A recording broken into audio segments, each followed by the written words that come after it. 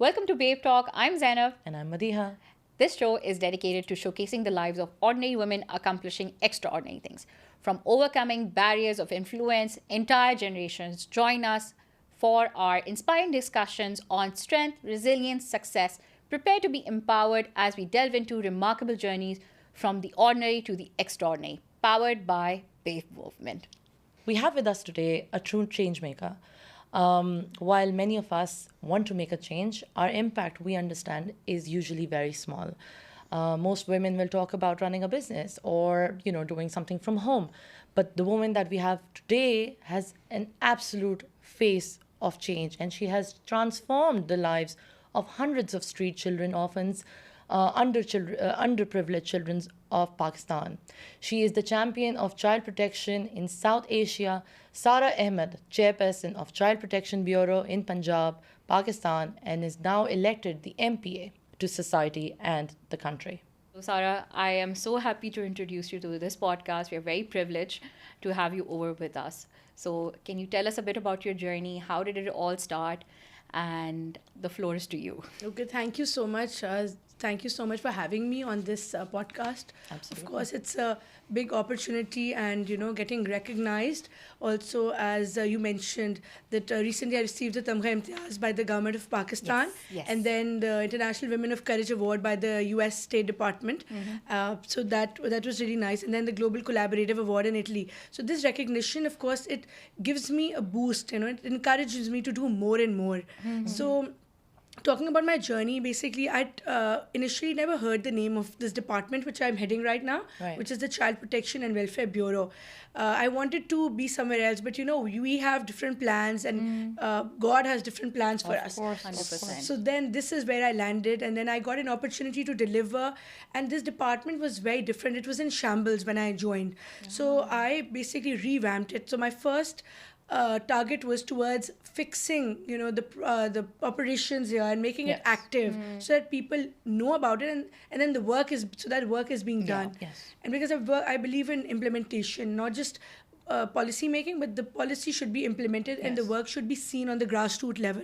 And I 100%. think children are such an integral part of our society. They're our future generations, and I believe that if a nation wants to progress, Yeah. then they have to focus towards the Yeah. betterment and protection of their children. Absolutely. And any nation which can't protect its children, they can't progress as a nation, of course.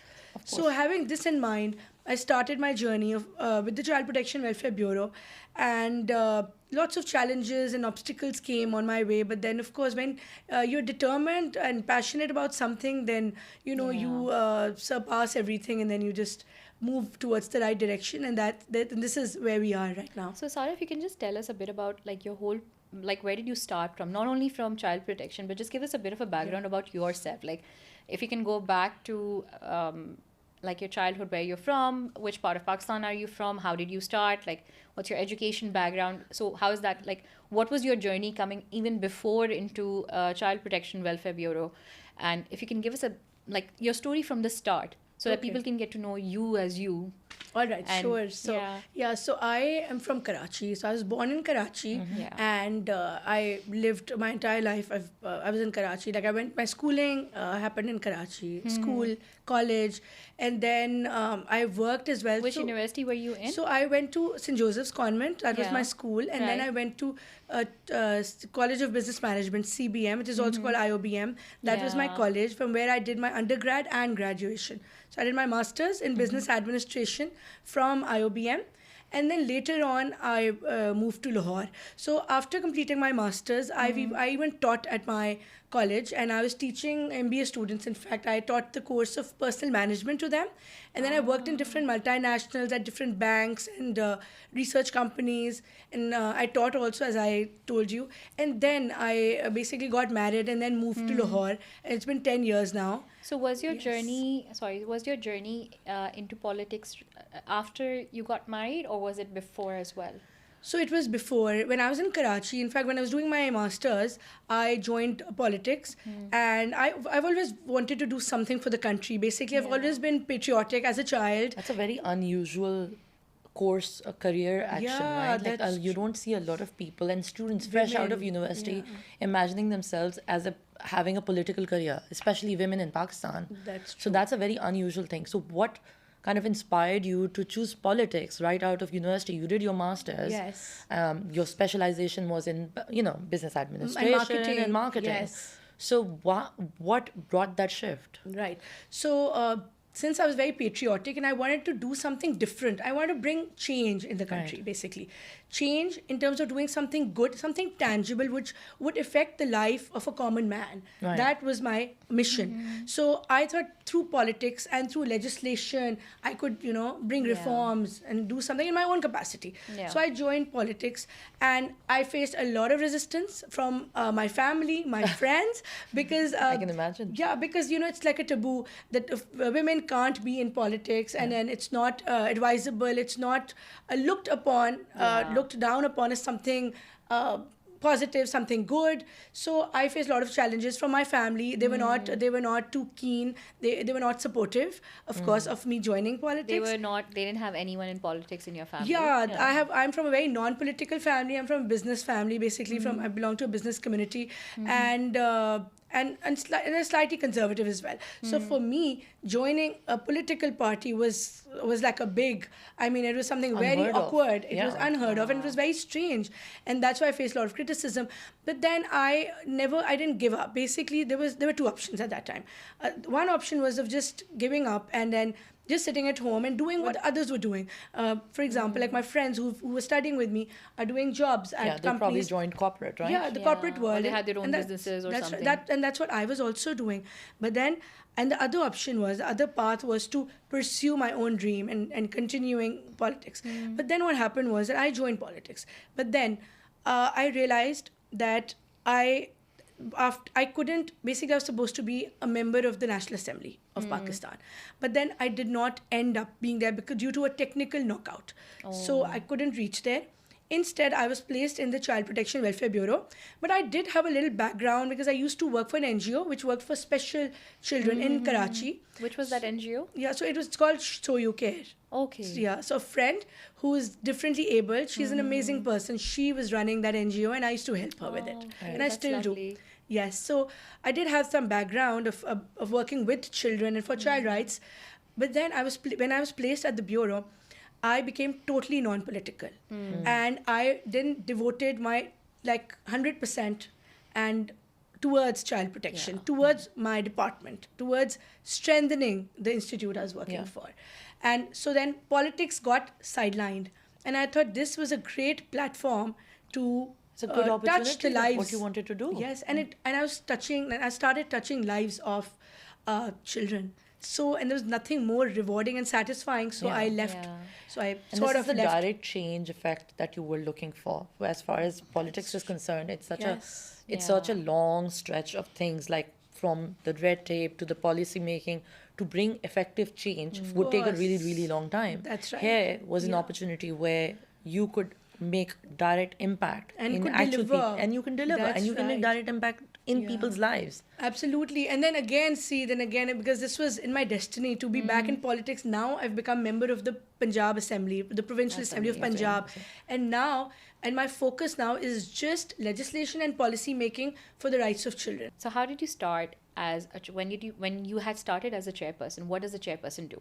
So what's your role and responsibility? What does exactly a chairperson mean? So this department is called the Child Protection Welfare Bureau. It falls under the Home Department, which is also called the Interior, Ministry of the Government of Punjab. So this department was formed in 2004 to eradicate child beggary, child abuse, and child domestic labor violence, and tracing families of missing children. So basically, it was formed to protect the rights of children in Punjab, right? So I joined the department in 2019. It's been 5 years. Okay, And the responsibility of the chairperson of the Board of Governors, basically I head the Board of Governors, is policy making and is of strengthening the role and making sure that, the work gets done. I'm involved in even at the micro level. Basically, I'm involved in the administration and the management also. And, I mean, in all the affairs of the Bureau concerning children, whether it's operations on ground, whatever is happening in all the sections of the Bureau, or whether it's on giving the policy and moving laws. I mean, moving draft bills to get some legislation done. So I'm covering a lot of aspects. That's So amazing. Yeah. let's make it also simple for Yes. our viewers, right? Yeah. So let's try to understand what exactly is the role of the Child Protection Bureau. Right. It is primarily to help children of the the needy children, or the Right. people, the children in distress in Pakistan, right? Yes. So could in a nutshell, what I'll is explain, the exact yeah. job of Right. So currently we have more than 1,200 children living in the bureau. So and then we in 1 year, on an average, we rescue more than 7,000 kids. Okay. So we are working to eradicate child beggary, and for that we have rescue operations on a daily basis, Right. where we rescue child beggars, and we don't just rescue them, we rehabilitate them, we educate them, and then we empower them. When I joined the bureau, there were children living in the bureau and they were getting basic education, but they were not getting any skills. There were no computer classes, there was no computer lab, there were no sports classes for the kids. See, imagine so many kids living in Yeah, no to- sports classes. They were living with the basics. Just the basic facilities so that they're alive, and I mean, they're getting Yeah. basic They're just breathing education. and, you know, That's basics. it. Yeah. Yeah. I believe in empowering them, because I personally feel that education itself is not enough for them to get jobs. So I think having a skill set is very important, having specializing in something. So I introduced new empowerment programs for the kids, including a stitching program, then nursing program, Yeah. then cooking programs, bake shop programs. Yeah. So what happened was, as a result, our kids have now opened their own bakery. They've become wow. empowered, Fantastic, isn't it? basically. And these are kids who are orphans and who are from the streets, imagine. They know how to figure out life from here on. Yeah, exactly. And why are we doing this? Are we doing this so that they become self-sufficient, so that when they're exited from the bureau, Yeah. they don't have to go and be dependent on anybody, and they don't have to again Yeah. go on the streets and beg people for money. Exactly. Yeah, that's the reason. Can you imagine what a waste that would have been? Not a waste, but that would be such a sad an opportunity lost if they had spent 6-7 years in the bureau, and when they did leave, they're back on the streets that's begging for more true. money. Yes. So we have two categories of children to make everything, to summarize stuff. We have one set of children who are living with us on a permanent basis. I mean, they were either orphans, or their parents are in the jail, or one parent that's has, so tragic. murdered another one. So there are lots of Yes. stories like this. So when I talk about 1,200 children, there are 1,200 trauma-related stories attached with them. That's true. So one category is that one. Then the other category is of newly rescued children, which includes missing children, abandoned children, lost children. And we even, by the way, get newborn babies who are abandoned by their own parents. They're thrown in garbage trucks on the streets outside our bureau. They're on the streets, and then we rescue them and we give them to suitable families. So we are facilitating adoptions as well. Also, other than this, I want to mention that our work doesn't just revolve around this, but awareness raising is a very important element which I introduced in the bureau, and that is awareness for to sensitize people about child abuse, to sensitize parents, children, and teachers about teaching the kids difference between good touch and bad touch, because child abuse is also a very big segment in Pakistan that we are dealing And with. sadly, nobody talks about it. Yeah, it is.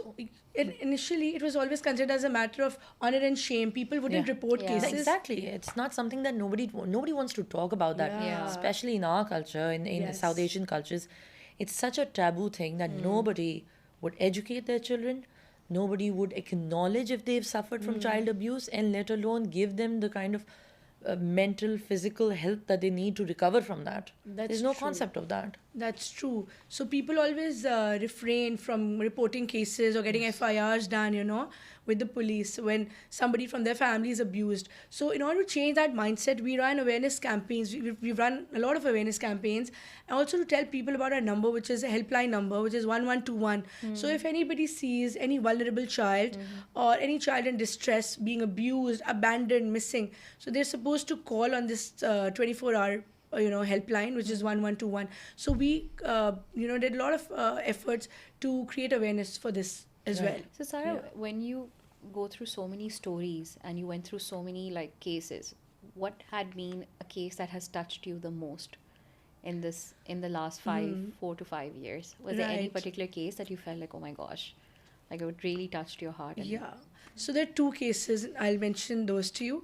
One was of a little newborn infant girl, baby girl, and her name is Varda, and her neck was slit by her own mother, her own biological mother, gosh. because she wanted to get rid of that child, and she was an illegitimate baby basically. So. But then somebody reported to our helpline, and we rescued and was still protected alive, that. no? Yeah, she was still alive, and then we got her medical stuff done, and then we got her adopted to a very good family, and now she's living a very nice life with them. Alhamdulillah. So this was one case. So tell me a little bit about, like, how did you find her? Like, how did you Yeah. discover about her? Like, and again, what was your reaction when you saw that? Of course. So this case happened in an area in Punjab, and so somebody from the neighborhood found out and could hear some noise, and then they reported to our helpline. Our team went and rescued this little baby infant girl, and then we reported the case to the police, who of course would take care of all the accountability related part. Yeah. So and then we got this. So this baby was brought to our nursery And in how old Lahore. was she? So she was 2 days old. Yeah, she was just 2 was 2 days old. days? Yes. And then later on, we got her adopted to a suitable family. And similarly, I'll tell you about one more case. There's a hospital in Lahore where a newborn infant was born, and their own mother, the girl's own mother, put her in the toilet and flushed her to get rid of her right after delivery. gosh. Yes, and she was not even a few days old. She was a few minutes old, few hours old, you can say. So what happened was, then the hospital management found out, and they ran. Like the nurses, of course, saw that there was something suspicious happening, and then they ran, and then they immediately first they rescued the baby. Then they called us. They called the police. Yeah. We got the infant, and then we shifted that newborn infant girl to our nursery. And then we got her adopted to a very good family. So this is also a very heart-touching incident, which I can never Of forget. course. I mean, those are really disturbing moments and experiences that you have to come That's across. true. And another one was of that really famous case. I'm not sure if you've heard about the Riswana torture case that happened. Yes, the Yeah, domestic everybody worker, has the child domestic worker. Yes, isn't that's it? true. It was all over the news. Yeah. So she was brutally tortured, and then we rescued her, and she was on death's bed. Basically, How did she come to that situation? so Rizwana was working as a household domestic staff worker Yeah. at somebody's house, And how old was she? Sorry. and she is 12 years old. And she's a domestic worker. Yeah, she was working as a domestic worker, and she was brutally tortured, and she was so tortured. She was That's a little bit about Yes. the torture. Like, what yeah, exactly I am. happened? Yes. So she acid was thrown on her. She was made to drink phenyl, which is acid, a cleaning detergent used to, clean floors and Yeah. stuff. So she was made to drink that, and it's sort of poisonous as well. And then there were maggots in her head, which shows that this torture was inflicted upon her over a period of 6 months. It was not just a one-time thing that was And happening. it was consistently happening with Consist- her for so many Yes, months. it was happening as for- she was working with the same family. That's Can you true. imagine the kind of mental state Yeah, that these and her people bones are? were broken. I mean, I met her in the hospital when I thought she would die. gosh. Honestly, it's a miracle of God that she is surviving, and I'll tell you about her. But anyway, that time her body was burnt due to acid. She couldn't lift her arm because of the broken bone. She was tortured so badly. How was her she- teeth were also broken. Her teeth were also broken due to the torture. Yeah, and fingers were poked in her eyes. She told me herself. I mean, this torture story has been told directly to me by her. But the good thing is, let's move to the positive side. Yeah. After multiple surgeries, and support of the Punjab government, Alhamdulillah, it's a miracle of God that now Rizwana is thriving. She is living with me in my bureau in Lahore. She's going to our school. She's getting education. She says such a she wants recovery. to. She has recovered. She says she wants to be a chef. So we are providing her a training on cooking classes. She's joined her classes. Amazing. So that's one story of actually transforming a life, and it's a miracle how I saw her 6 months ago on deathbed and how she's doing now, and she's all Come smiling. such a long way. She's a very positive person. I think she's an ambassador of my Child Protection Bureau, honestly, I can and an completely see ambassador that. for all the children of the world. I think. She's a survivor. Tell me this, like, again, I'm trying to understand the basic part of the situation. Like, when she was working with, Yeah. whichever household she Yes. was in. What was her story? Why was she continuously being tortured? And what about her background? Yeah. Where was her family when all Right. of this was happening? So she's from Sargodha. Her family is from Sargodha. That's a city in Lahore. In Punjab. It's a part of Punjab. So she has 9 siblings. She belongs to a very downtrodden, sort of, that segment of the society, from a low income group. And her parents basically had placed a lot of her siblings, including her, at households for work. So this is very common, by the way. What happens is that parents also give birth to children only to use them and exploit them for their own source of income. Right. I have myself interviewed parents who tell me that we give birth to 6 to 7 kids, so we put some into beggary and some into Domestic workers. as domestic laborers or domestic workers. And in return, that's how they run their house, right? Yeah. So this is that's exactly what was done with Riswana. Her parents got her that job and then completely forgot about her. Never asked about her well-being. Never asked how she was doing. She never went back to her house. Like we also have staff members. Not kids but adults. But then they go for a leave. They never wanted to get her back. They just left her there. So nobody was checking. Just like a checkbook or a check, For that them, they would because get the money every was month. going Yes. to them monthly. Yeah. And this is also called bonded labor. This is also an example Part of of this bonded, is there's a lot of bonded labor that happens also. So, and why was that torture being done? Basically, our mindset as a society, and not just Pakistan. This happens around the world, Southeast globally. Asia, yeah, Because yeah. when I represented Pakistan at the UN, there were other representatives from countries. They were also telling us about the same, and their state statistics and data was higher. Their numbers were higher of child abuse than ours. But so this, why does this happen? Basically, it's a mindset. It's a disease.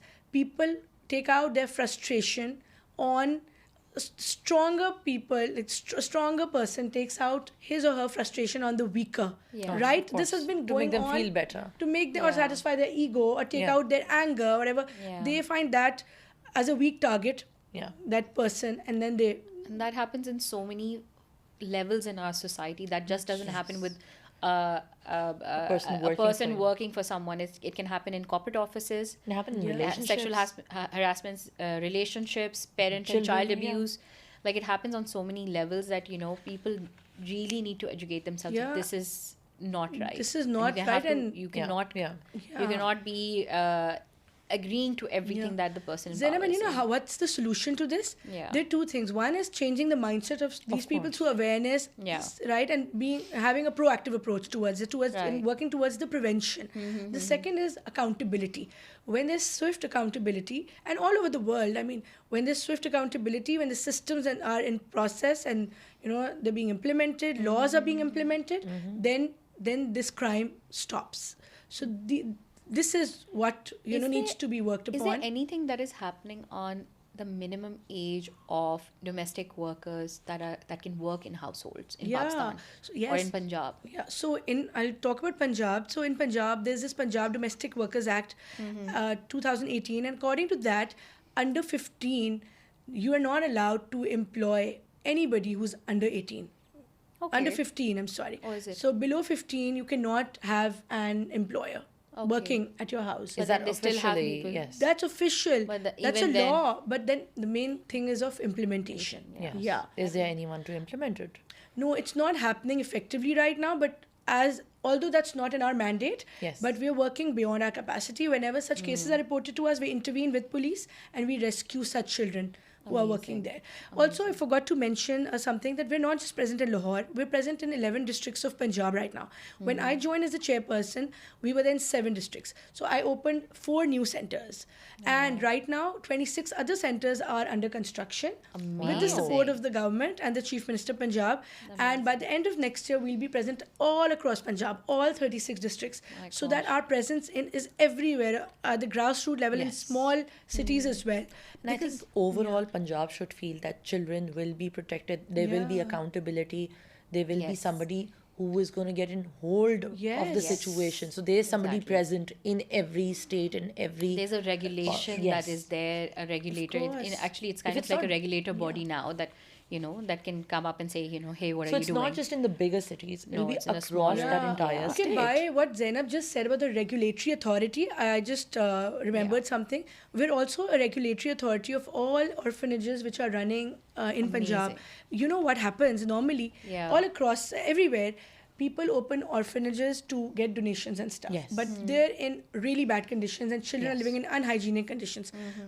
Last week, an orphanage was reported to me, and my team got it sealed. We got an FIR done against the owner because Brilliant. the kids were living in horrible conditions over there. Brilliant. And that's such a easy way for people to make money. Yeah. And just, gather donations, course. especially in Ramadan. Yeah, that's That true. would be a very smart time to do it, but that's the thing. There needs to be somebody to hold them accountable. Yes. So the government has given us the mandate to close and then seal such orphanages. Who don't have a license. They're supposed to get a license from the government. Yeah. Yes. And it's interesting, like some a regulatory authority or an institution, you could call it, again, so many different things. It has always been there.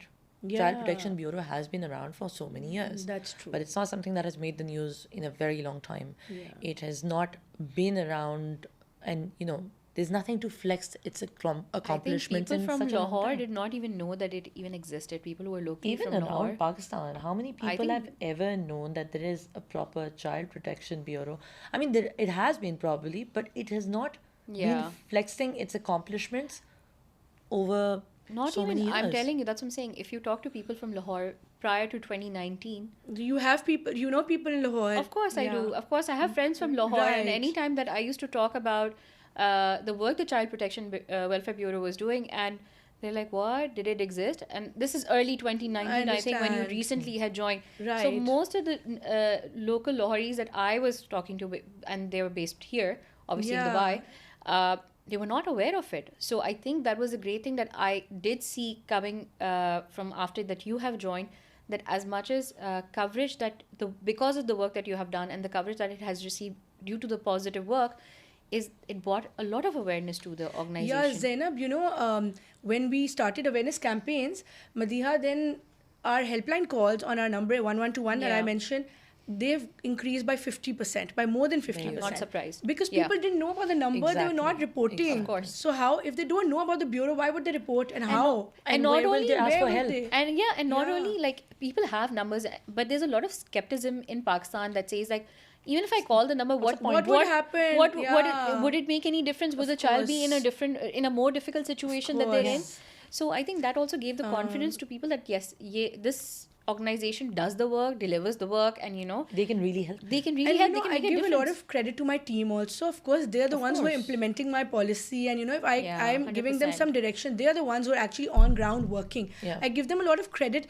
They were there earlier also, but I think that motivation to work was missing. Yeah. Yeah. And when I joined the bureau, you will be surprised that the fans were broken. The glasses were broken. So I'm not surprised. so the kids were living there. So my first target was first fixing the Interior of institute. the windows Yeah, and everything. and Oh then gosh. You've giving come them such a long livable way, conditions. right? You've come such a long way from Yeah, like a really Alhamdulillah. broken down, I've seen torn apart the bureau. pictures of the some of the rooms of the bureau for the Yeah. children. Like it's so beautifully done Yeah. and so well And gone organized. from that, a broken, shattered down Yes. institution to opening up so many well-functioning- well-functioning institutes Yeah. all across And Punjab. Madiha, Alhamdulillah, now lots of philanthropists and donors, like private Have come donors, forward. industrials have come forward when they've seen that, the credibility, now they Yeah, trust yeah. in whole process. Like Zainab was saying, initially people were skeptical even about reporting. Yeah. Yeah. Now, when the trust is built, they're coming forward. Yeah. They're helping us. Like the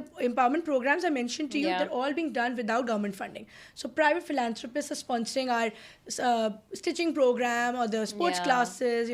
Designers have come forward, beauticians have come forward that we want to help such children, and it's very nice. I mean, this whole passion about helping and this generosity that exists in Pakistan, I really appreciate it. I don't think it's anywhere around the world as much as I've experienced that myself in Pakistan. I and agree. and due to the awareness that you were saying that people in Lahore didn't even know about the bureau, and now, I mean, Alhamdulillah, we've come such a long way that in Yes. Dubai we're discussing the bureau right Yes, now, exactly. sitting here in Dubai. So that means a lot. And Your it's, voice was heard across the globe, which is why you have these Yes. amazing recognitions and achievements and, awards to your name. And I think it goes to show the journey that you've had, right? From one broken down institute to, having several ones and having such a big donor support group and that's people who are ready to help and friends, support you. family also, of People course. you may not even know, friends. right? That's And they've only true. come because of the work that you've done. course. There is a face, there is a person who's kind of standing behind the bureau, who is representing in the truest, most honest, and in the most accomplished way. You could be honest, but you have shown the work. And but yeah, I think all these awards that you've mentioned, it's very kind of you. And the awards that you've mentioned, I honestly feel that it's due to the prayers of the lives I've touched and the 100%. the young 100%. lives, Yeah, yeah. honestly, because I mean it was something that I had not dreamt of. Yeah. Honestly, and it's just about Yeah. the work and the kids and the prayers, and honestly I'm so attached to them that sometimes I get so emotional thinking about what I would do when I'm not here, honestly, because nothing is forever, we know that. But you're kind of building your legacy, right? So you have Yeah. also kind of carved the space for the person who comes after you. I agree. There are some big And I shoes for think- them to fill. And no, I don't exactly agree to that. What I do feel is what she's done, and I think maybe if you agree with me, she's created a system. Yeah. So I think that's where a lot of, we say stewardship, we say a legacy building. So when you've done that, any person that comes in has to just take in, Has to follow. has to just follow the basically, steps, has to just follow Yeah, the process. And what she's effectively done is she's just developed a system and a process and a structure that anyone that comes after her come has and to follow. just follow it and make it better. But I'm the just selection has to being be a a little- right process. You're But I right. think that is your truest, I feel, legacy and Achievement, of achievement course. in that case. You're right, but what I'm being a little selfish and I'm thinking about myself. I'm going to get personal in a minute. Yeah, I'm going to get personal. We've talked about your work. We're going to start getting personal in a minute. I'm talking about my bonding and attachment with the kids. That which makes me 100%, emotional. 100%. Of Yeah. course. And you can see that, like, I can see that all over the social media, like, when you do interact with kids and when you do sit with them for iftars, like, I see Spending you. Eid with them, you're spending I Ramadan. do see Sara get so excited Yeah. that I have to open my iftar with them. Like, that was Yeah. so nice. And to they see. all call me mama. They all call me mama that's because wonderful. what happened was that, initially, I mean, these kids would come to me who are living in the bureau and they would say that we miss having a mother. And honestly, they don't have, most of them don't have mothers. Yeah. And they would say that we miss having a mother. So I felt, one day I went home and I felt so bad, honestly. And I was like, what should I do to make them feel better? Yeah. So the next day I went and I gathered all of them together, and then the other kids who were in other parts of Punjab, I sent this message across also that they need to know that they can call me their mama and I will be their mama. That's so wonderful. now, so they do call me their mother. That's why all the iftars, of course, I have to be there on Eid, although my family's in Karachi, but the first day of Eid, I have to be in Lahore Yeah. because they start asking me by the end of Ramzan that, are you going to be here? End of Yeah. Ramadan, and these questions come. Cute. Mama, are you going to be here? Or are you going to Karachi? I'm like, no, I'll be here. Don't worry. Don't worry. so So tell me this, like, you are spending your holidays with them. You are spending your Eid, your Ramadan, Yeah. your iftars with these children. You're spending most of your days with them. How do you balance? You're obviously a mother of a sweet little boy. So how do you balance motherhood in that case? And then you are a mother of 1,200 other children, Yeah. right? 1,200, Yeah. 1,500 other Yes. children. So how do you balance both of that? I'm sure this is not easy. it is. It's very challenging. You're right. It's not easy and it's very, very challenging. In fact, that's the biggest challenge. Balancing family with this work. And especially my work is a little stressful because sometimes, I mean, the beggars and the mafias we're going after are giving us threats. Of course. Sometimes they're going to courts against us. So all of that is also happening An added side by pressure, side. yes. Yeah, that is an Like added pressure to the work we mafia have and to the do. threats are going after you in the court. Yeah, so that is Aside, also it's very chill. Like Yeah. I'm trying to figure that part out. That contradicts a lot. Yeah.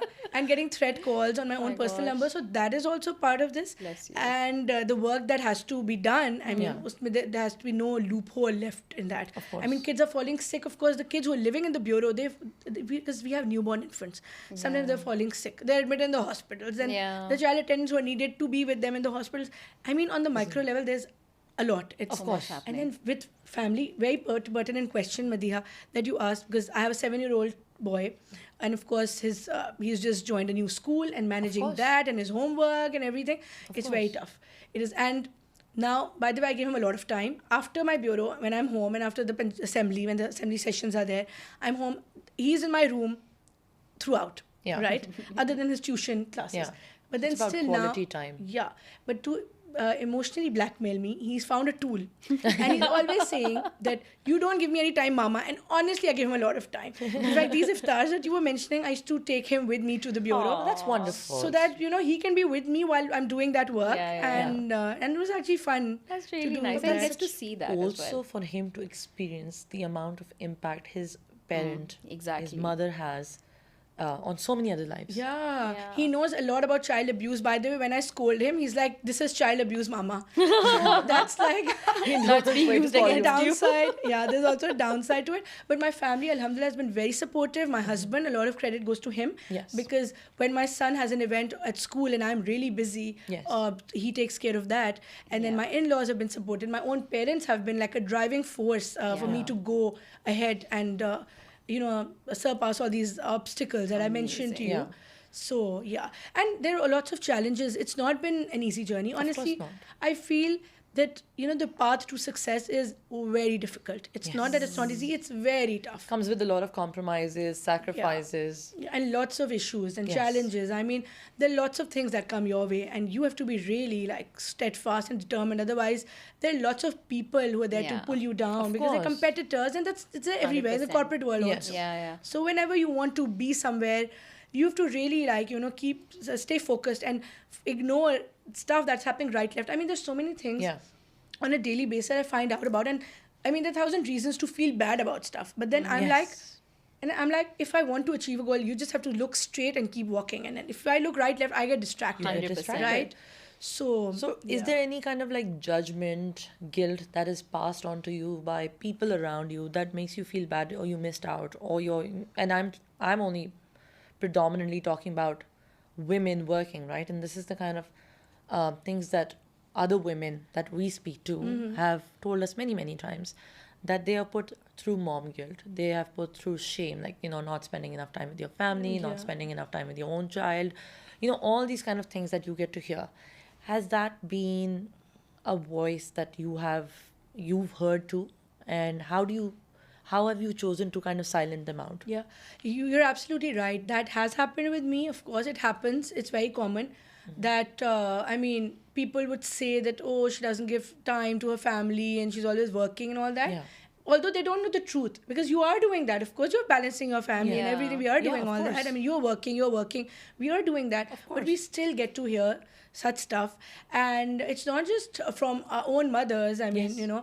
Society in general. Our society in general. I mean, when a female is not engaged, they would say, when are you getting engaged? When they are engaged, they'll say, when are you getting People married? need something to talk about. When they have one child, they'll say, when are you having the second child? So that's what I also hear.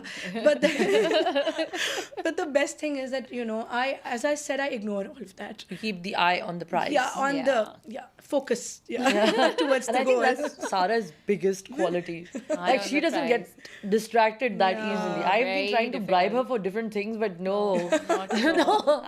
I need Not to at get this all. done. Sarah, so tell me something, like coming back to the bureau, I understand like when you had joined, I think I've heard you say this in different interviews, it was a very male-dominated environment. Yeah. So how was it for you to establish yourself in the foundation during the early years, and finding your way around it and breaking some of the barriers that were there with you? So how was that journey for you? Right. So, Zainab, you're right that it's a male-dominated society, and it's still like that. Although we've come a long way, and we talk about women empowerment and everything, but Yeah. still, it's Yeah. difficult for men to accept a female in a leadership role. It is. Yeah. It's true. 100%. And I also experienced that when I joined the bureau in the beginning. There was not. I mean, they were not willing to work under me. They were not willing to. The people there. It was 90% men, or male officers basically, and they were not comfortable with the fact that there's a young and also young female, because I'm the youngest chairperson. So a young female is coming and then giving us, and she's giving us directions, she's giving us instructions. Yeah. That's not on. So Yeah. they wanted me out. Yeah. So that did happen in the beginning. So it was very challenging and difficult to survive. Yeah. But then everybody's not like that. I'm not generalizing, but I did face that. And it How is. did you overcome that? How did I overcome that? So I just stayed determined, and I just wanted to achieve my own goal. So I didn't let that thing pull me down, and Yeah. I believe in teamwork. I started giving them a lot of respect. I mean, I was already doing that, but I started giving those people more respect who were trying to pull me down. Yeah. So that they Who- can be more accountable for your goals. Yes, So that they yeah. have that responsibility. That's And true. I'd say actually that's a so very that I take interesting them together thing to with me. have. So that Wow. goal, Zainab, is our joint goal. It's not my Yeah. own Of personal course, mission. It's 100%. our team work that we want to do. Yeah, one So person can only do so much, right? Yeah. So we need to be tolerant as a society, and then we need to. I mean, I of course had to develop that patience in me. Of course, I would not like some things happening or people talking behind my back, but I would of course find out. But then I was like, with time, basically everything gets okay. You just have to Yeah. be patient. Yeah. Yeah, and give respect to those people.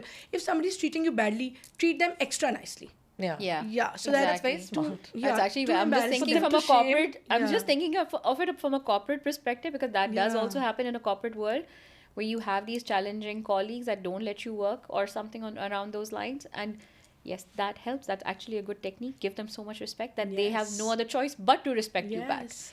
So, And also your work should speak for yourself. Like I've 100%. seen with women, generally if men are not looking down upon women, not respecting women, if you prove them wrong by Yes. your work, I mean, I think Yes. that is the only thing where you can prove them wrong. Yes. A strong Your female, work it should proves speak. everything. You're right. Yeah. yeah. It speaks about everything, right? Like a lot of times women are very easily distracted, or they give up too soon. That's right. Because it is hard. It is hard for them to make a mark.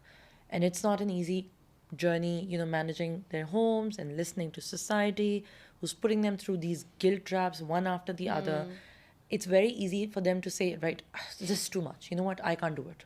It's better for me to just take a step back and just, it's easier to be at home than to deal with this. That's right. And Madhya, I'm sure you would agree, and Zainab, you would also agree, because you both are working as well, Yeah. that you should mean business. I mean, person should say a female's aura and personality should be as such that men should think twice before, Yes. doing something inappropriate or whatever. I mean, 100%. Your disrespecting. demeanor should be in a way that please don't mess with me.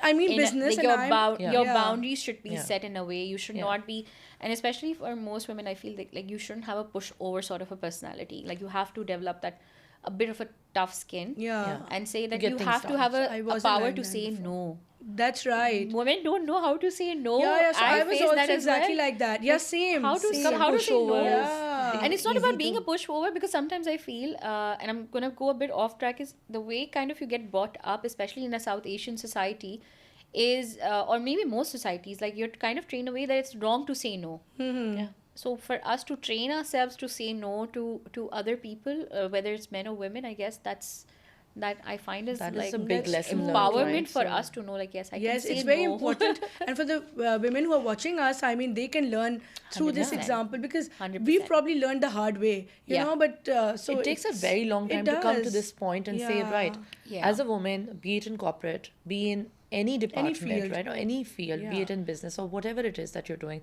it's important to prove your worth Yeah. through the work that you do. Just keep your eye on the prize. Just keep going on. Just pushing yourself. As far as the And other never people, giving up. Never giving yeah. up. If something bad happens, Yeah. it's temporary. Yeah. And if it's 100%. pressure by society, you keep going, you can ignore the you can deafen out that noise. As far as there are people that you have to deal with in your workspace, give it time. That's true. Give them the respect. Also, so initially, my people in the organization thought that she's this young female and innocent looking, and we wouldn't have to work. Chill around. She's here to chill, and she will not be coming to work anyways. Yeah, she won't come every day. It's an honorary role. Yeah, of course, it is an honorary role. By the way, thanks for mentioning that, which I always forget to mention. But then, of course, they realize that no, she's here to make us work. She means business. That's why I said that. And she's here to make us work. She's here to work and make us work. So I said, we both are going to work. Or I'll be out. If I'm here, then you have to work with me. So. I think it's Sara, like the aura that you sent out, the message you were sending out probably let them hanging a little longer. Yeah. So it's good to leave that aura to get, to get the right information. I mean, to find out what they think about you. And it's in a way, it's also good to have, let those people who don't want to work, let them take a step back and move away. Yeah. Because you only want the people who are committed, who are true to that purpose, to stick around. Dedicated. Yeah. If somebody wants to slack, then that's fine. They can leave, and that's good in a way. That's true. Like Madhya, our child protection officers get attacked by mafias. When they're going to rescue beggars, they're like there's stoning done. Our car was the glasses of our cars were broken by the mob that is always which gathers there. Then tires were punctured. They've snatched cell phones of our officers. They made it back. They injured our officers. I mean, our officers got injured due to God's work. Due to whatever's happening there. So it I give them a lot of credit. And these are the people who are dedicated and who they want to, because they're dealing directly with the families and the children, and they're directly rescuing the kids. So their heart and soul is in that case. It's not just the that money, they're right? working. They're not driven by money, and this is the kind of roles that you want. Motivation is needed. Of course. Yes, somebody very passionate and motivated only work like that. Yeah. I mean, again, this is the kind of work that we always talk about. It's driven by purpose. It's never driven by money. As Zainab already said, it's an honorary role. That's not true. being paid so much for it. Yeah. You could have, as you said before, you could have easily found a job. World. Yeah, you could I have was easily already joined working. the world. You could have continued your career there. You could have started your business. So you already did dabble your hands in different things, and you could have continued doing that. But again, I think along the lines, and this is I'm leading to my next question, along the lines, you found your purpose, your true calling. So how did you know, at what point did you know that this is truly my life's purpose? Okay, so when I started working at the Child Protection Bureau, initially I was a little disturbed, and I was a little uncomfortable also, and I was not sure if I would be able to do this work, Right. because of these missing children's stories and all used to disturb me, and I couldn't sleep for nights because of them. Of course. So I thought, what am I getting myself into, and why? 100%.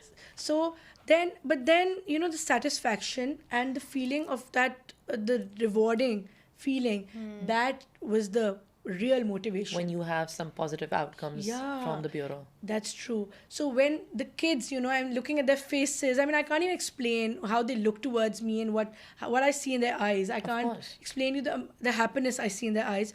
That was when I see that. I mean, I'm like, this is my purpose. I mean, this is my main purpose of living also. Sometimes I feel, why am I alive? And I'm like, I am there for these kids. If I'm not there, what would they do? And that's currently such a beautiful thing that you So, finally found, right? Like for a lot of us, we keep moving from one day to the other. I mean, One in our job to last another. vision boarding session, that's what we discussed. Like after seeing the world situation, how things have changed so rapidly, Zainab and I had done a vision board. And in that vision board, we had changed the format, and we talked about, legacy building. As human beings, we're always striving for that perfect job. We are striving for that perfect relationship, that perfect home. But at the end of the day, in the bigger picture, what is that legacy that you're leaving behind, right? Who will remember you, and and how will they remember you is essentially what is more important. I think we were trying to write our obituary. It was that, please.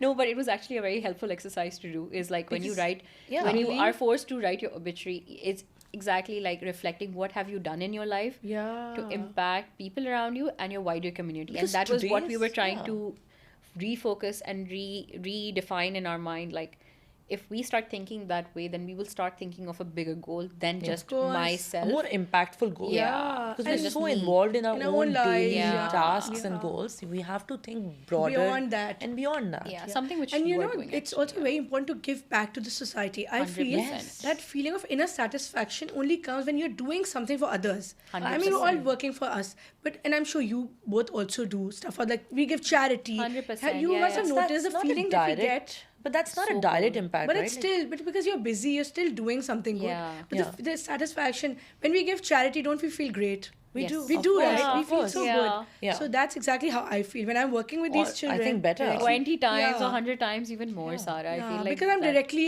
probably working and with you- them, that's and why. you get their smiles and you get their thank yous and you get to see things being better after Yeah. you've done You those see the changes. transformations, right? That's 100%. true. Yes, Because, I mean, that's this- very true. The Amazing. stories that you hear, and again, I can imagine the trauma and the kind of, you have to have a very strong mindset to be in this role. Yeah, of course. Because you get to hear all these stories. The three stories that you already told us right now were very, very disturbing. And these are nothing. There's much more. There are I'm many stories which are 100%. more, traumatic. Yeah. But to develop a very thick skin, to develop a very strong mindset, and to kind of take these kids in who are already very broken down. Yeah.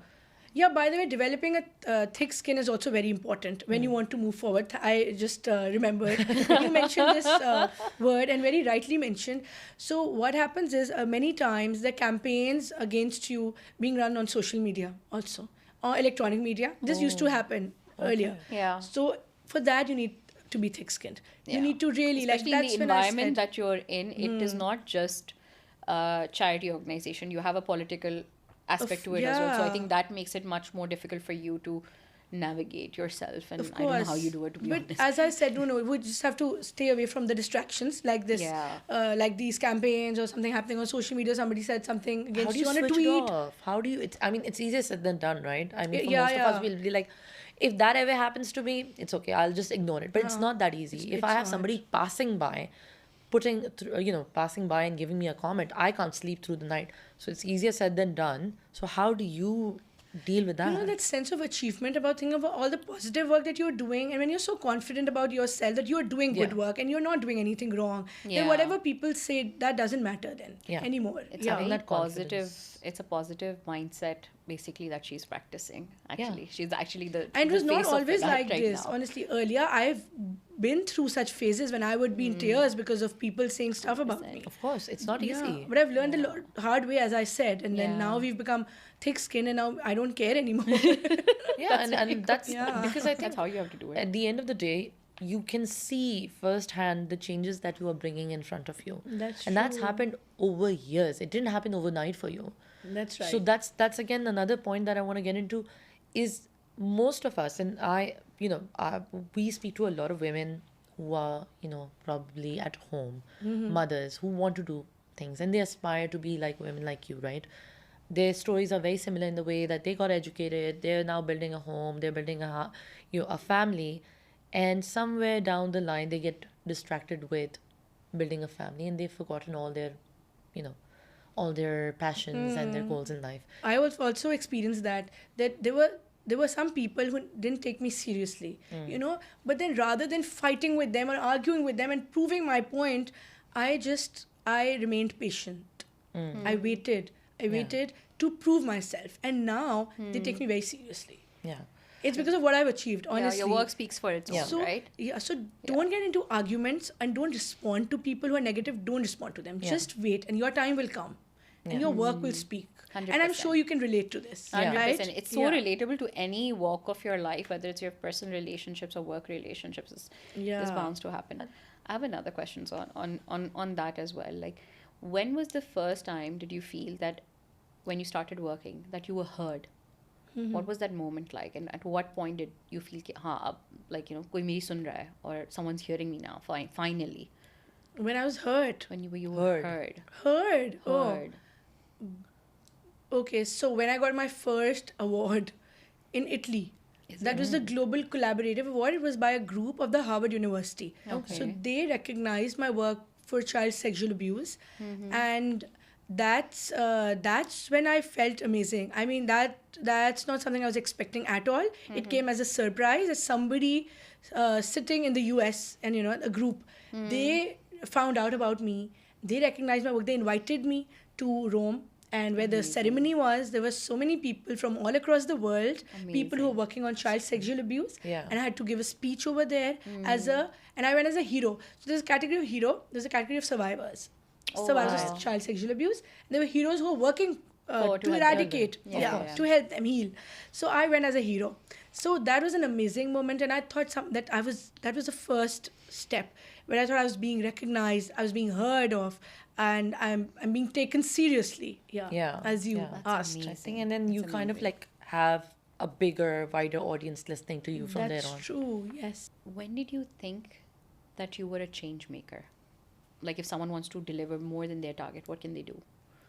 Zainab, I think when my work started being taken seriously, whenever we moved whenever I wanted to take an initiative, and then when it started happening, when I saw that it was being done, that's the point when I thought I can bring about change and I can actually do stuff. Yeah. For example, I'll give you one example.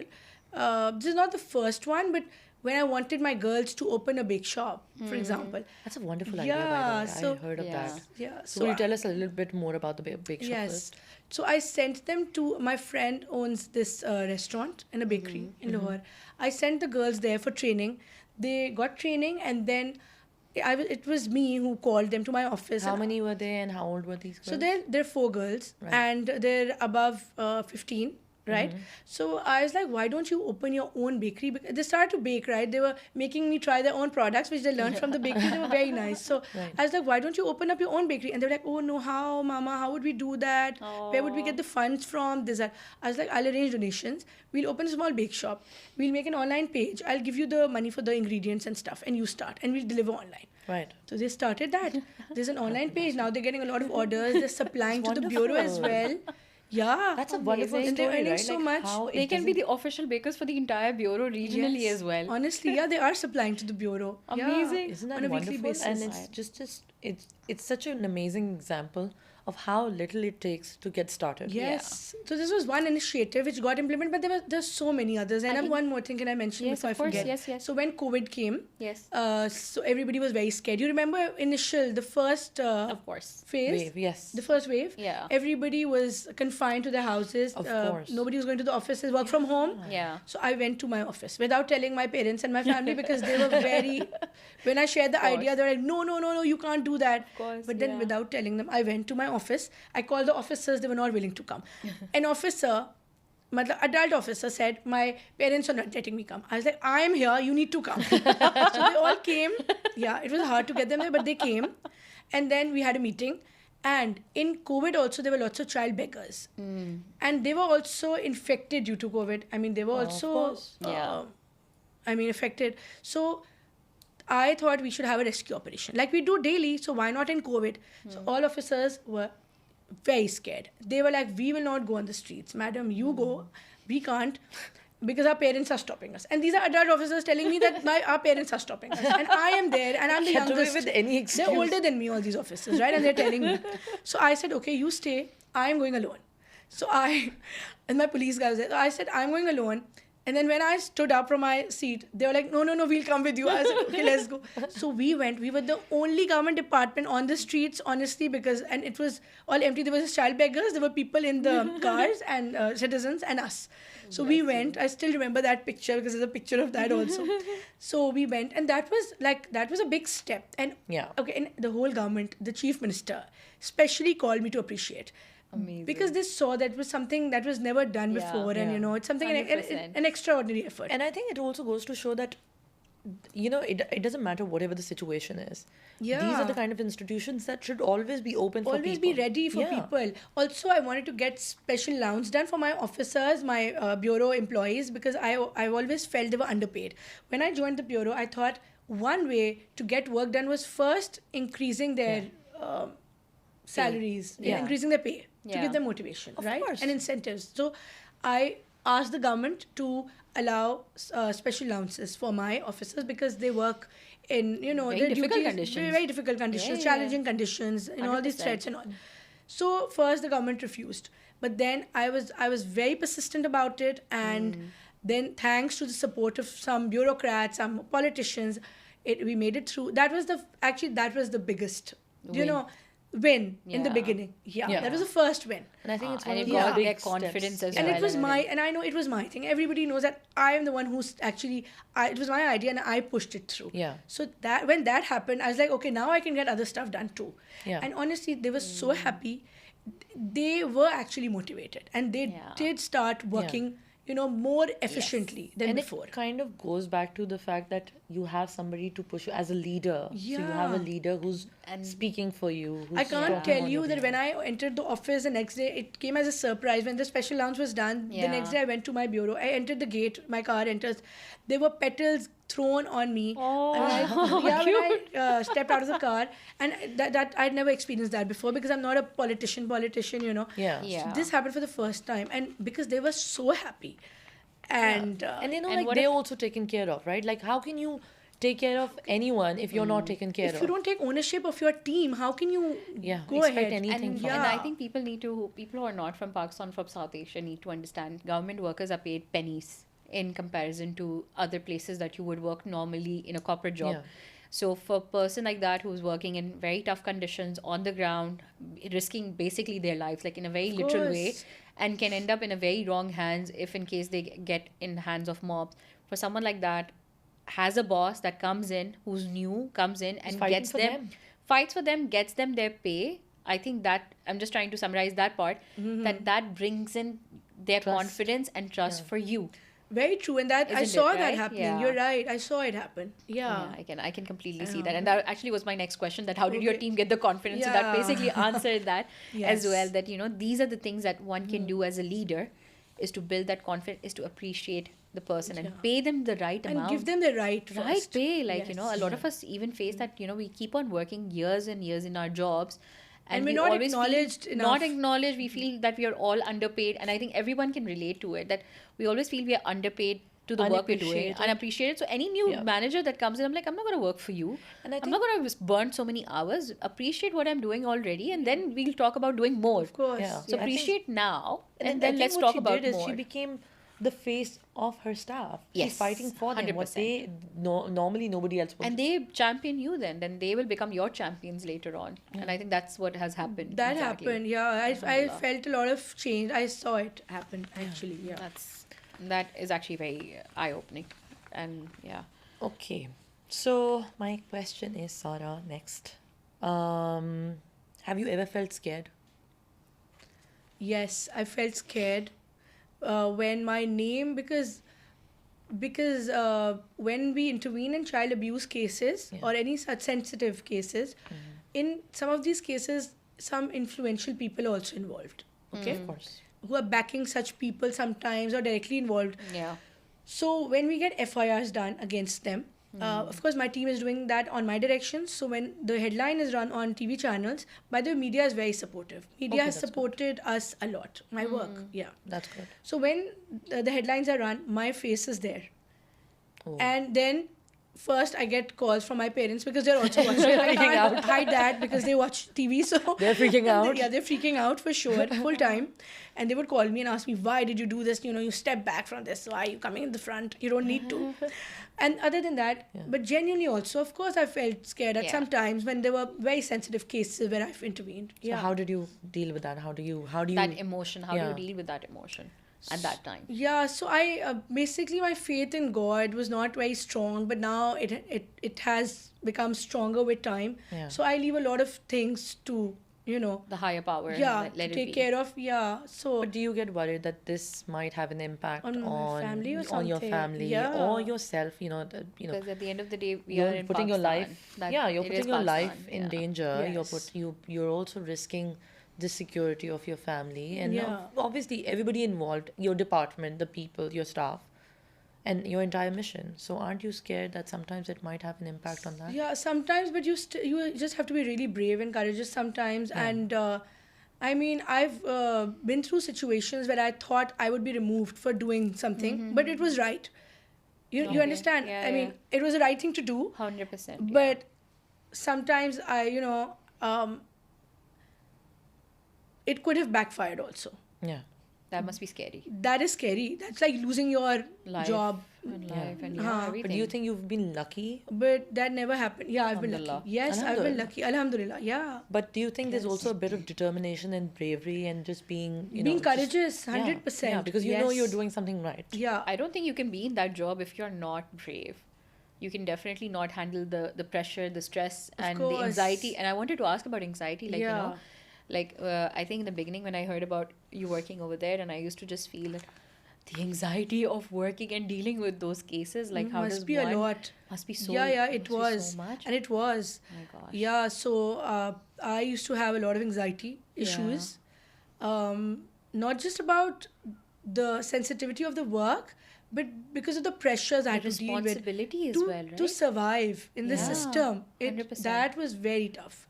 And it made me anxious. And it was an ongoing process. It would not end. I mean, Yeah. it's not that one day all the worries are gone. No, they don't Yeah. end. Yeah. Every day something new would come up. 100%. There have been times which were very difficult for me. Yeah. Right now it's It's all good. thank God everything is set right. Yeah. But initially there were very challenging times also where I wanted to just give up, like just say that I've done enough and I just want to give up. Yeah. But then of course with the support of family and friends, Yeah.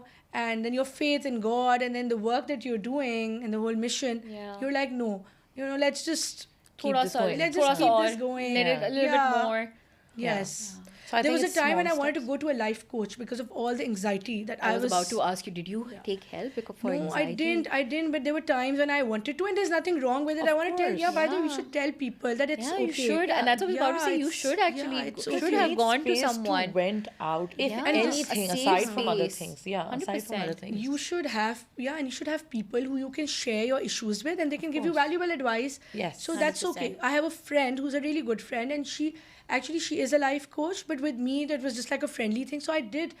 There was one time where there was a lot of pressure, and I did discuss my issues, work-related issues with her, and Yeah. she gave me really good advice. It just makes your mind positive. That's Exactly. That's all. Exactly. And I think changes that goes into a long positive way. mindset. And sometimes, Yes. anxiety is such a... It's a Crippling small thing. word, but it's such a crippling thing It for is. anyone. Like, I go through it.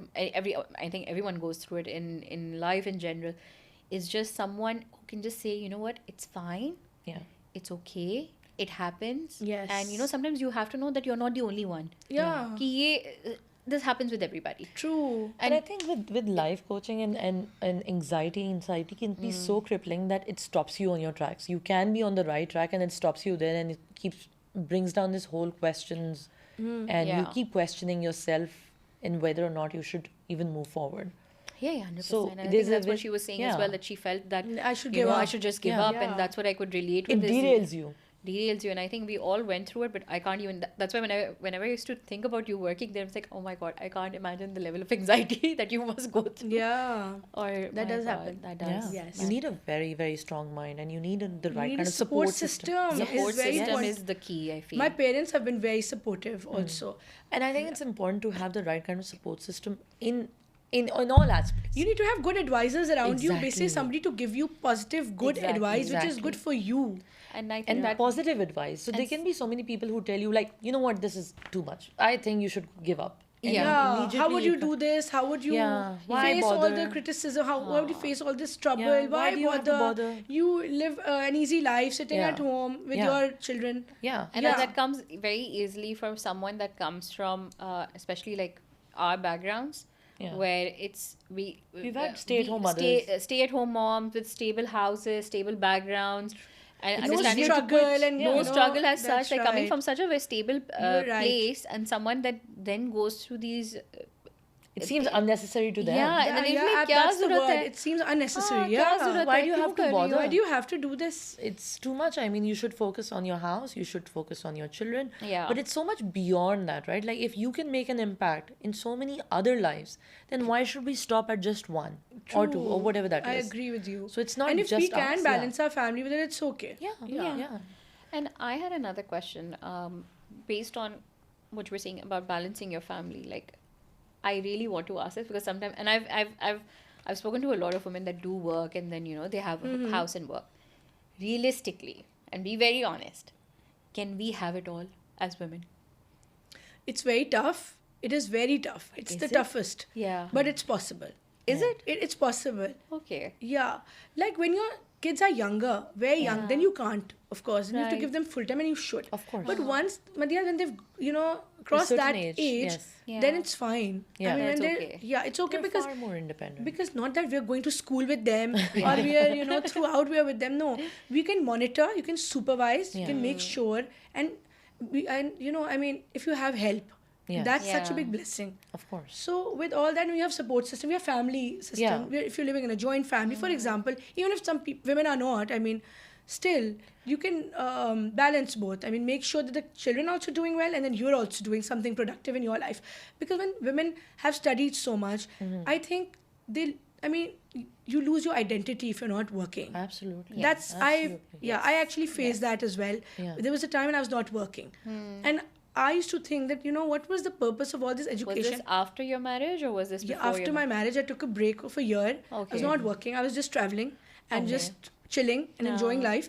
But I was like, what's the purpose of my life? And I used to think about it. So then I again became active in politics, and then I came to the bureau. So, and I used to, it would make me depressed. Yeah. Yeah. Of course. I mean, I was losing my identity. You understand? What are you for? I mean, why Yeah. are you in this world? can you imagine Sara sitting at home? Not doing anything. Yeah. Not doing Without anything? her I mean, checklist. imagine what kind of a change on the list. Having no checklist, Sara? Yeah, so initially it was the shopping checklist. Now it's the work checklist. Yeah. Same in the bureau also. There's that checklist of daily. I'm sure. That's how Sara operates. Yeah, and But then I think it's that's a torture also for the. Yeah, but I think people, it's I also helped you having a checklist, being organized and as organized as you are has helped you kind of balance things out and Yeah. even in your job. Madhya, it has been very helpful. I think the most helpful. I mean, Yeah. having a checklist and being organized, Yeah. having an organizer, and then being. I mean, of course, that's part of personal development, right? Yeah. And it's very important to achieve something Yeah. because if you don't have timelines. Yeah. When we're in a meeting, for example, I'm chairing a meeting. So we decide these tasks are to be achieved in 1 week. This has to be achieved in 1 month. This has to be achieved Yeah. in 1 year. This has to be. The most important is to set timelines and deadlines. If they're not set, nothing is happening. Yeah, And it's of not course. serious work, right? Exactly. So that's very important. The time management, the organization of skills course. are like the basics of becoming a good leader, Leader, a manager, good and manager, Being Yes. goal oriented. goal oriented, and you can achieve your targets. Like I think that's what has happened. Like if we see your journey Yeah. in the last 5 years, whatever you have achieved, and you went over and above your targets that government would not even have thought of giving you that many targets. Like, and you went over and above, is only because you were able to organize yourself so well. Yeah. And be persistent with your yes. checklist. Actually, the that you government were never able to gave do me any it. targets because I'm just the chairperson of the board of governors. I'm not supposed to be Operationally involved? Yeah, I mean, no, I can be officially involved, but I mean because I'm not. I'm not like an employee. Yeah. 100%, So yeah. nobody was expecting a chairperson to be so involved and to get all of this done and do it herself. Like I would go on Yeah. the road, streets. Yeah, I told yeah, you. Yeah. So, but because of this, the everybody in the government also started taking me seriously. Yeah. Who was not taking me seriously in the Yeah. beginning, and Because all this support came. It was not then. their goal, it was your goal. Yeah. You had a purpose. I mean, Yeah. you just took on an official designation, but you made it your Yes. own life's purpose and goal. The best thing is that due to this work, everybody came on my side. Yeah. You understand? Themselves. Yes. Yeah. And I think you didn't just fulfill a basic requirement of the role. You went above and beyond. You took it to the whole new level. Yeah, because I want to prove myself actually. Yeah. And I think that's an inherent quality that I also see in Sara. Yeah. She puts her mind into something, then there's you're kind of like pushing yourself for Yeah. it. And it's Yeah. this own drive. You're not driven by anything, but it's your Yes. own drive to get there and be that goal oriented person. Of course, whether it's the shopping checklist or this checklist. I'll have it done. Checklist exists in Sara's Yeah. life no matter Yeah. what. Sara's Yeah. checking That's everything off, which is actually a very commendable thing. We Yeah. should all Yeah. have a checklist actually. Yes. Yeah. Um, I have a question. So, I mean, we talked about this whole balance and prioritizing. Yeah. What are the sacrifices you made to be here at this point? Sacrifices. things you wish things you might have missed out on. Yeah. So I think I miss out on socializing. I mean, that's what I was doing in my free time. But then I that was not my cup of tea actually. I realized it was not my cup of tea. That's what I miss out on. I mean, hanging out with my friends too much. I don't have time for that. Now I hardly meet friends because the work requires a lot of time. Yeah. It's very time consuming. Yeah. So I think that's the only thing. Yeah. But other than no compromises Yeah. as such, no. Okay. Yeah.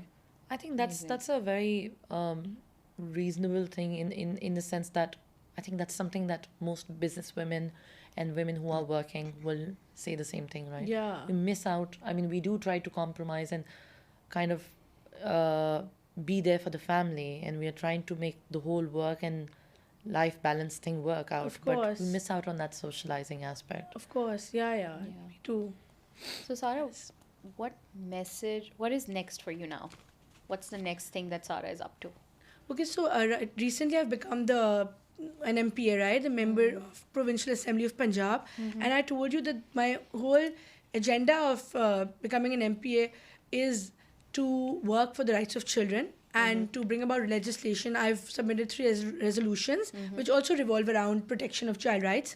And I'm working on a child rights policy also, which I want to get approved by the government. Also on a draft bill to ban corporal punishment and for underage girls' marriage. You know, that on child marriages, to basically the age in Punjab right now is 16 years. I want to I want that to be changed to 18 years, which is in Sindh and other provinces of Pakistan. Okay. So I'm bringing a bill. So other with the help provinces in of- Pakistan are the age of marriage minimum age is 18 and above, but in Punjab it's 16. Yes, it's right now Oh, 16. wow.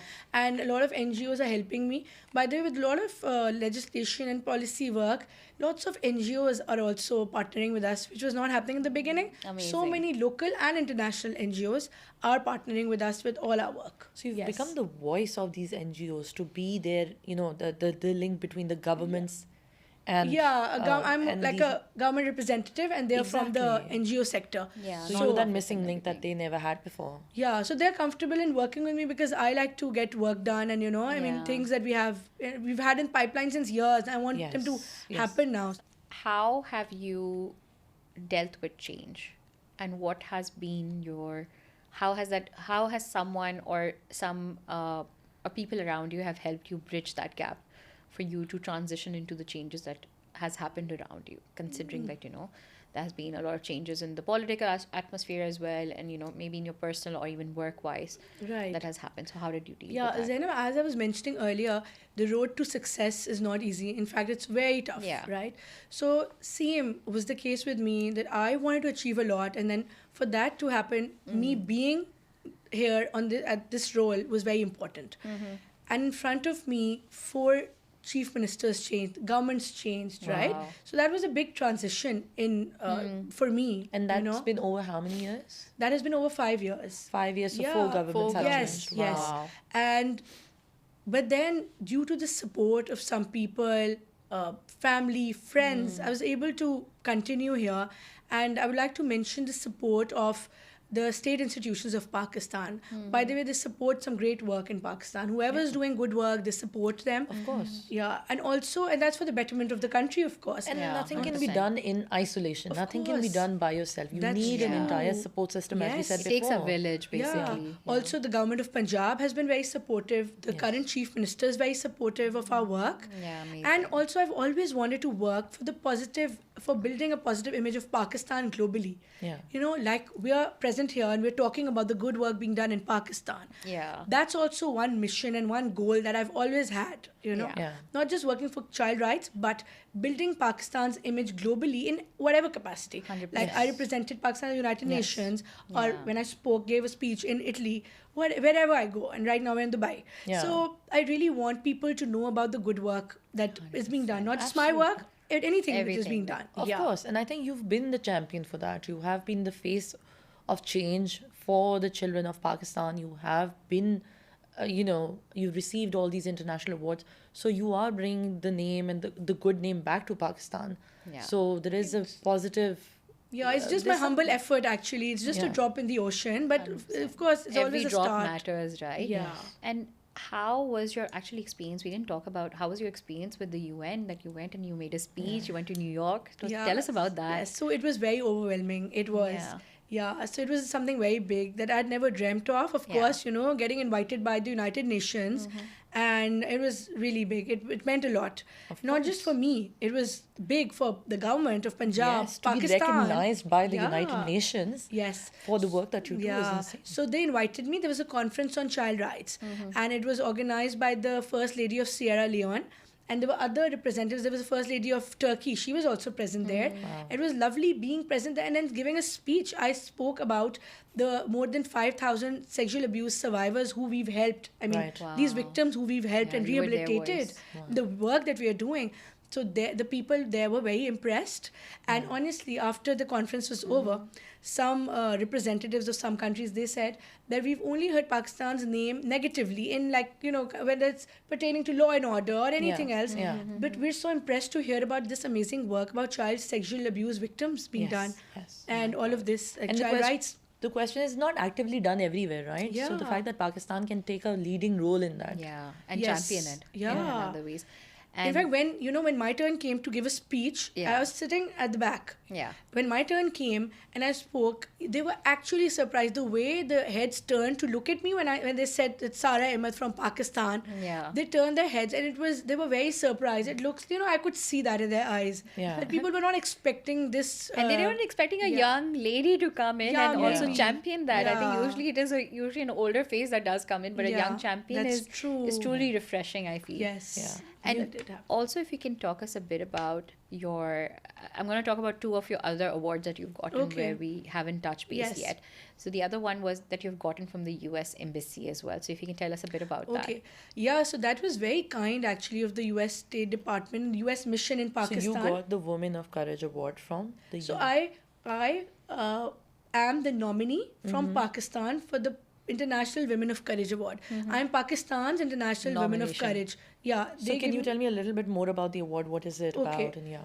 Right. So this award is given to 7 to 10 people from across the world Okay. who have done extraordinary work in terms of leadership, Okay. who've demonstrated leadership qualities and shown a lot of courage in their role. Right. Okay. So I got this. I got this Pakistan's International Women of Courage Award for the work that I've done, for the courage I've shown.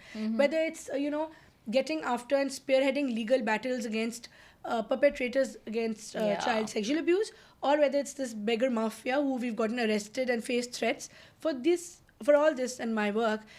We got this award, and I got this award, and then it meant a lot that the U.S. ambassador Donald Yeah. Bloom, he invited me at his residence. He had given a reception in my honor, Wow. and I was invited on the stage. I gave a speech. I told people about our work, so that meant a lot. It was a recognition by the U.S. mission in Amazing. Pakistan, by the U.S. embassy, basically. So what would you say is your biggest validation in all the work that you've done? Biggest validation is actually all these awards and Tamgha Imtiaz. I was about to come to Yeah. actually that was my last question. So Yes. I would want to re-ask this question. So Sara, give us about the biggest award that you've received. I think so far in your accolades of awards is Yeah, the Tamgha Imtiaz, which is the yeah. national The highest civil award. It's civil a award big achievement for me. It means a services. lot too. Yeah. So- Basically, I'm lucky that God gave me the opportunity to deliver and to work for these underprivileged kids. Yeah. And as I said, it's all due to their prayers. So I got nominated first, and then I won this Tamgha Imtiaz by the government of Pakistan, by the state. So I was recognized by the state recently. So it was It was given on by the 23rd president. of March, right? On Yeah. Pakistan Day. 23rd March, given by the president. Amazing. And there was a citation, of course, which was about the work that I've done, for which Yeah. I've received it. And it means a lot. I mean, Amazing. How proud were your parents? yeah, they were with me there and they were very proud. My entire family Amazing. was there. My brother was also there with me. So all that support Brothers. and good advice. Amazing. Paid off. Paid off, Yeah. Because in the beginning, my mother was very skeptical about me working Yeah. and about. I think she's super proud of you. Yeah. I mean, anywhere, Now she's super proud anytime of you me, meet of her. course. Yeah. Everyone is super super Yeah. proud. Not your Yeah, mom, of but course. everyone Yeah, yeah. around you, I feel. Yeah, my whole family and everyone. But in the beginning, she was very skeptical, and she was not sure if I should continue in this field. Even in politics, when I joined, they were very scared, as I said. Yeah. Yeah. It's not a It's not an easy field to be It's in. not easy and for it's most- hard for and being a some- woman, it's even being a more woman and challenging. someone who doesn't have a background as well. Like if you have people in your family that are from a certain industry or from a certain easier. field, you are more familiar, and that's what And- makes the yeah. familiarity. And Zainab, honestly, I'll tell you something. When I was in school as a child, I was very shy. You wouldn't believe I was an introvert. I did not like to face public. Could you believe that? I was very shy, and I mean, Yeah. maybe I lacked that confidence. But I think over the years, a lot of things I changed. can't believe it, to be Yeah. honest, because you're so because I think your I political thought you were career saying I was very mean. no, not at all. No, no, because what I'm saying is, what I'm trying to say, when you entered politics, I remember Yeah. you were also part of the media representation as well. So I think you were coming in a Yes. lot of interviews. So I could never think that you were shy. Yeah. Even from your early political days. But in my school days, I was. yeah, That was a different that's phase. such a learning Yes. phase that you've come. Yeah. So, To wow. summarize, what 2 or 3 qualities would you say has helped you in the last 10, 15 years of your career? Okay, so being strong-headed and determined, Madhya, that's the first. Right. Then being very well organized and, that the thing we discussed. Yes. Basically organized, yeah. Okay. That. Third, faith in God. I mean, first is actually faith in God. First is And then the second, yeah. If these are your strengths, what do you think are your weaknesses as well, that you think that you can do better or you can improve on? Okay, so I think the biggest weakness which comes to my mind is when I want to ask something for myself. I cannot do that. I just can't.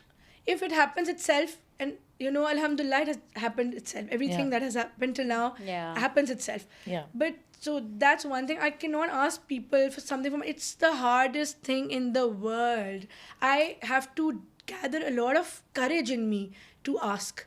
I mean, when I'm going after beggar mafia or the perpetrators and the culprits, Yeah.